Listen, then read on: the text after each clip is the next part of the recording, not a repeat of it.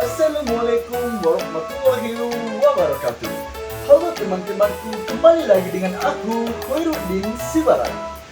Kali ini kita akan membahas bagaimana mekanisme dari pembiasan cahaya terhadap dasar kolam yang membuat kolam tersebut tampak menjadi lebih ganteng. Penasaran teman-teman? Mari kita saksikan bersama.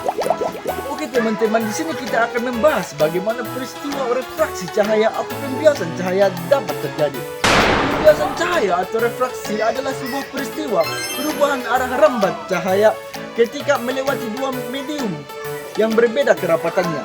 Contohnya adalah ketika cahaya melewati medium udara ke dalam air dan memantul dari air menuju udara. Ketika melewati dua medium tersebut, kecepatan cahaya mengalami perubahan. Jika dari medium yang renggang menuju medium yang lebih padat, maka kecepatan cahaya tersebut akan cenderung berkurang.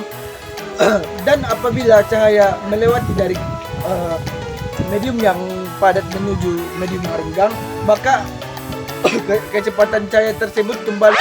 Oke teman-teman, di sini kita akan langsung melaksanakan atau mempraktekkan bagaimana peristiwa refraksi cahaya pada kolam dapat terjadi. Pembiasan cahaya atau refraksi yang terjadi pada kolam adalah fenomena ketika cahaya berubah arah saat melewati batas antara dua medium yang berbeda kerapatan optiknya, yaitu pada kasusnya di sini adalah udara yang mediumnya kurang rapat menuju ke dalam air atau kolam yang mediumnya lebih rapat, ataupun sebaliknya. Ketika cahaya dari udara ke air, ketika cahaya dari matahari atau benda di atas kolam masuk ke dalam air, kecepatannya menurun karena air lebih rapat dari udara. Akibatnya cahaya dibelokkan mendekati garis normal atau garis tegak lurus terhadap permukaan air. Sedangkan cahaya dari air ke udara, ketika cahaya dipantulkan dari dasar kolam ke mata kita, ia melewati batas air ke udara karena udara lebih renggang. Cahaya dibelokkan menjauhi garis normal sehingga benda yang ada di dalam air terlihat lebih dangkal atau lebih dekat dari kedalaman yang sebenarnya. Jika teman-teman memperhatikan dan menyimak videonya tadi, maka akan terlihat jelas bahwa tangga kolam tersebut arahnya yang sebenarnya adalah lurus tapi terlihat seperti belok. Hal ini adalah salah satu contoh dari pembiasan cahaya pada kolam.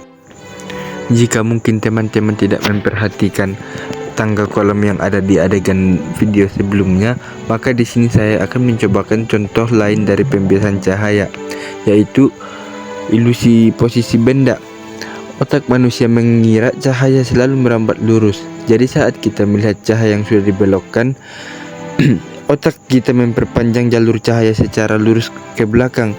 Hasilnya, benda yang seharusnya jauh dari posisinya akan terlihat lebih dekat seperti yang saya praktekkan di video ini. Ketika kamera atau HP saya berada di udara, maka posisi benda tersebut berada di posisi sebenarnya, berada sangat jauh dari saya, dipegang oleh adik-adik yang ada di depan saya.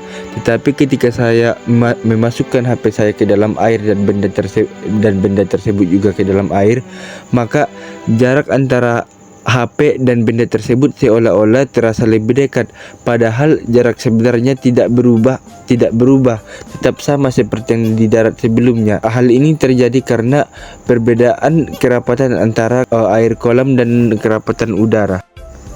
Oke, mungkin sekian hasil presentasi dari saya.